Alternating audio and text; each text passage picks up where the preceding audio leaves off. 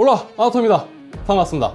최근 랩탑 시장의 흐름은 게이밍에서 작업성을 강조한 크리에이터들을 위한 이 성격의 랩탑으로 흘러가는 것 같습니다. 좀 더 얇고 가벼우면서 작업성을 강조한 녀석들이 출시되고 있죠. 자, 오늘은 레이저에서 얼마 전 출시한 작고 가벼운 랩탑 레이저 블레이드 스텔스 13을 살펴보겠습니다. 자, 먼저 언박싱부터 진행해 보도록 하겠습니다. 자, 이게 박스부터가 굉장히 작은데요. 레이저가 랩탑 패키징은 그렇게 신경을 쓰지는 않는 것 같아요.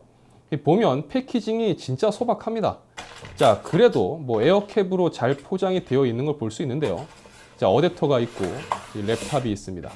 자, 어댑터 사이즈가 진짜 작아요. 아담합니다. 제 손바닥보다도 작습니다.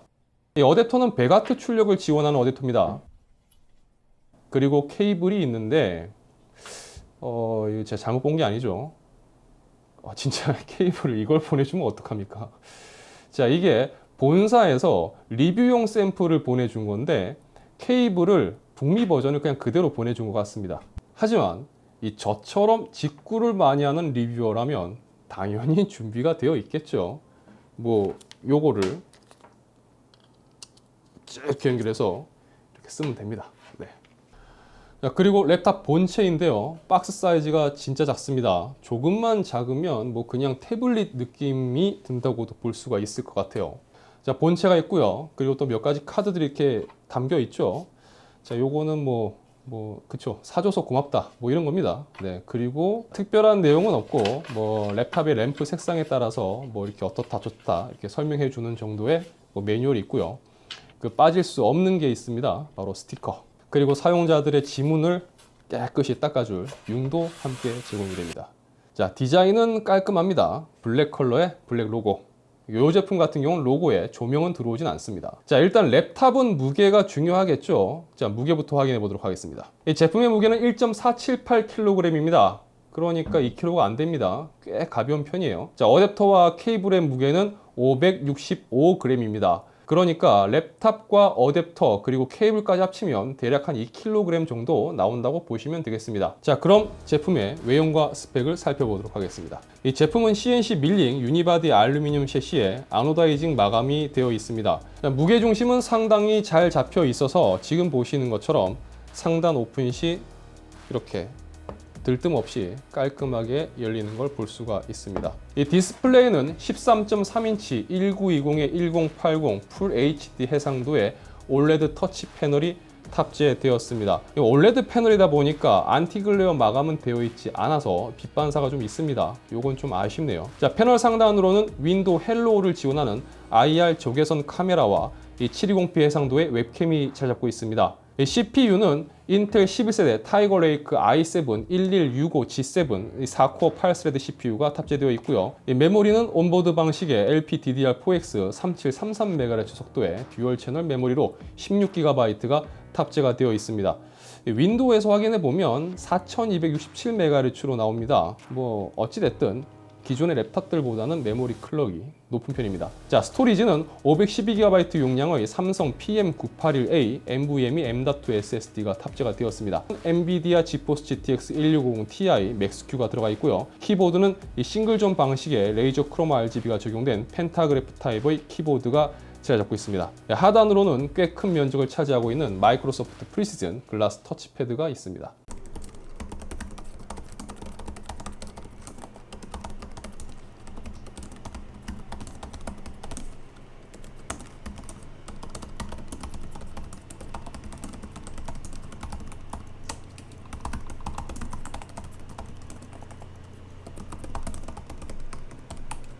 입출력 단자로는 좌측으로 USB-C 타입의 전원 포트 역할을 겸하고 있는 USB 3.1 Gen2 포트와 USB 3.1 Gen1 포트, 그리고 오디오 콤보 단자가 있고요. 우측으로는 썬더볼트 4 및 PD 파워를 지원하는 USB-C 타입 단자와 USB 3.1 Gen1 포트가 있습니다. 이 전반적으로 입출력 단자 수는 좀 작은 편에 속합니다. 그러니까 HDMI 포트도 없고 램 포트도 없기 때문에 사용에 있어서 불편함을 느낄 수도 있을 것 같습니다. 이 스피커는 좌우로 잘 잡고 있고요. 총 4개의 스피커가 탑재되었으며 스마트 앰프가 내장되어 있습니다. 그리고 THX 스페이셜 오디오 포맷도 지원합니다.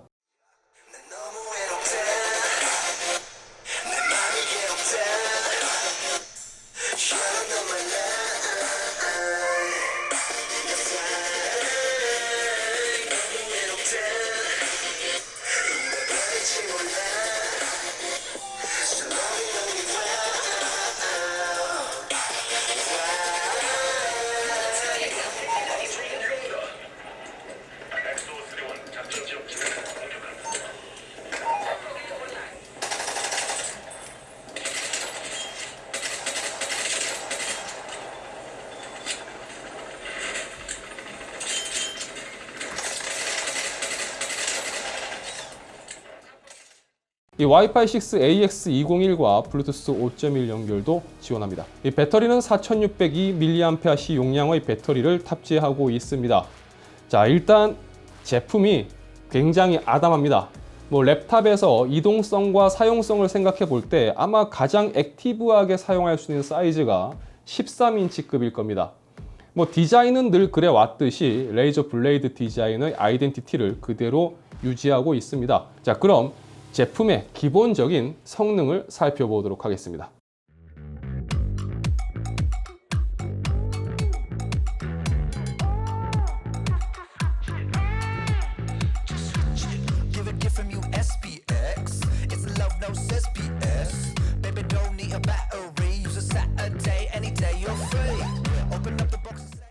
PC마크10은 이 시스템의 전반적인 성능을 체크하는 벤치마크 프로그램입니다.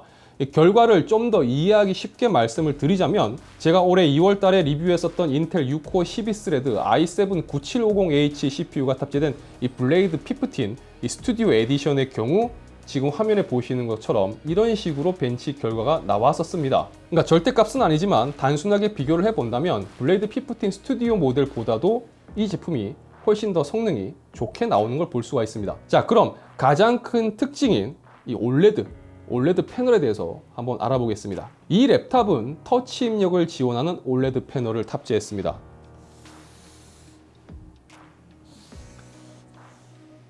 지금 보신 것처럼 그 윈도우 헬로를 통해서 얼굴 인식으로 잠금을 해제할 수가 있습니다. 자, 보시는 것처럼 이런 식으로 마치 그 스마트폰이나 태블릿을 사용하듯 터치를 인식을 합니다. 근데 개인적으로는 저는 이 제품의 힌지가 보시는 것처럼 여기까지가 끝이거든요.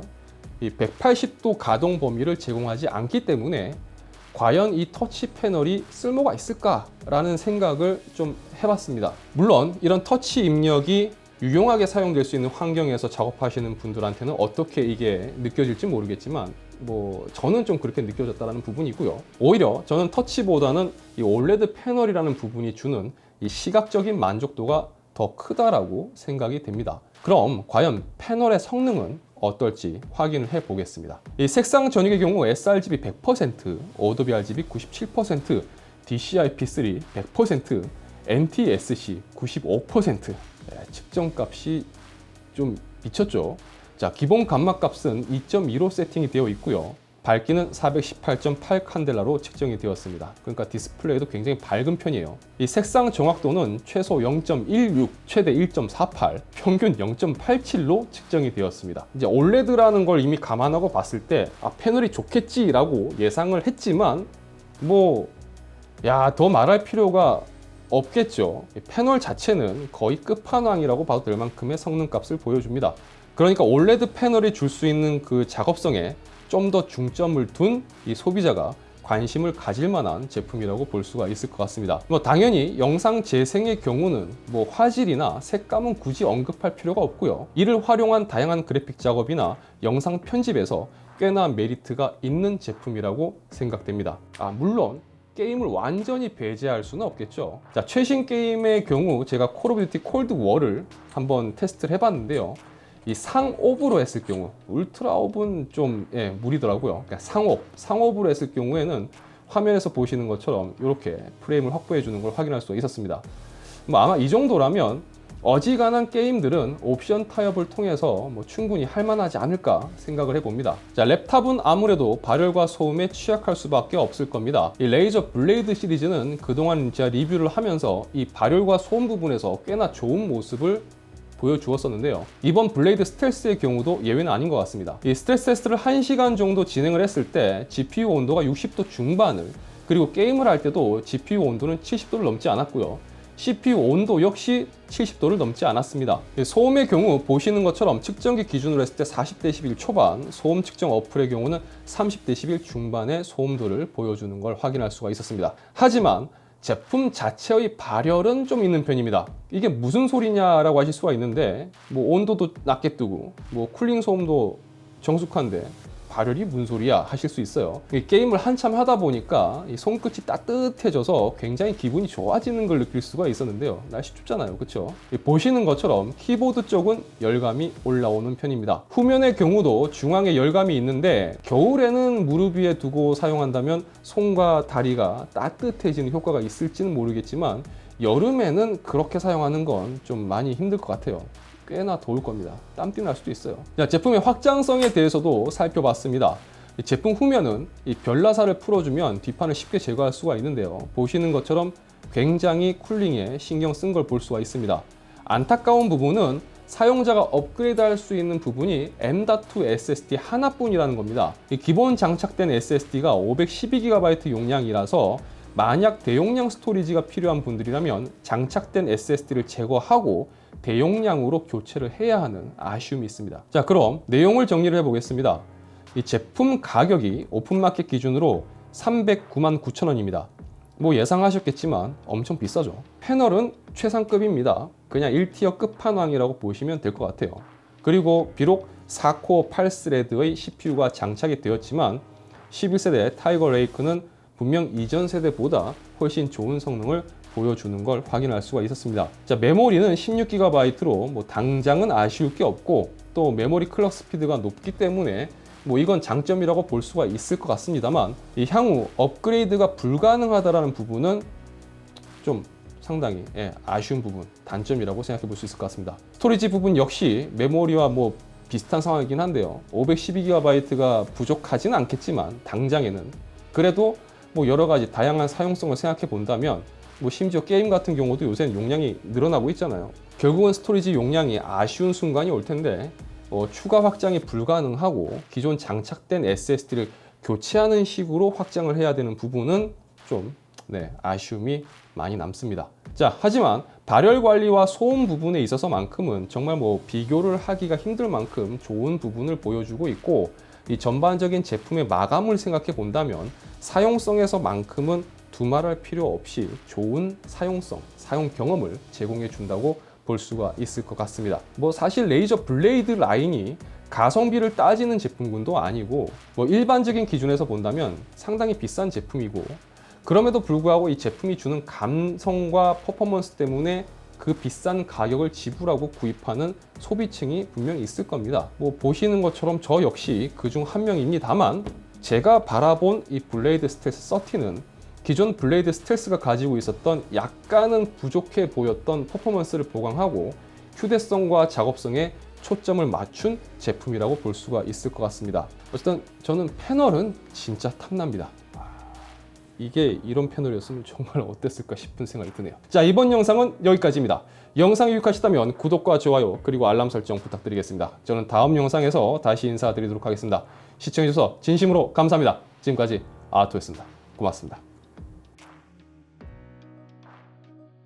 제가 레이저 블레이드 랩탑 리뷰할 때는 사실 여러분들한테 이 제품을 구입하시라고 리뷰하기보다는요, 그냥 이런 제품도 있다 라는 어떤 그런 정보 전달의 의미를 더 담아서 저는 리뷰를 하고 있습니다.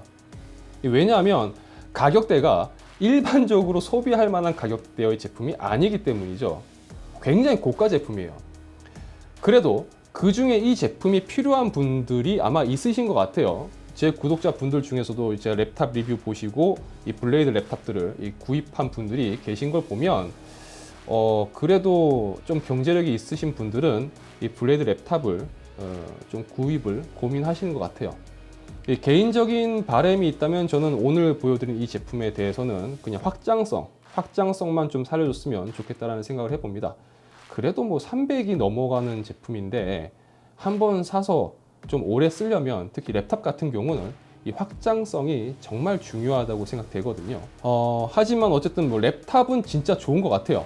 제가 이 17인치 블레이드 프로를 쓰고 있는데 이게 원체 크고 무겁다 보니까 제 휴대도 잘 안 하게 되고 또 배터리만으로 쓰기엔 좀 그렇거든요. 그래서 이 아답터를 꼭 챙겨야 되는데 이 모빌리티 부분은 좀 많이 전 조금 아쉬움이 있더라고요. 자, 여튼 그동안 여러분들께 보여드리지 못했던 그 레이저 주변 기기들이 꽤 많이 좀 쌓여 있습니다. 제가 12월에는 여러분들께 하나씩 빨리빨리 소개해 드리려고 합니다. 자, 그럼 다음 레이저 제품은 어떤 녀석일까요?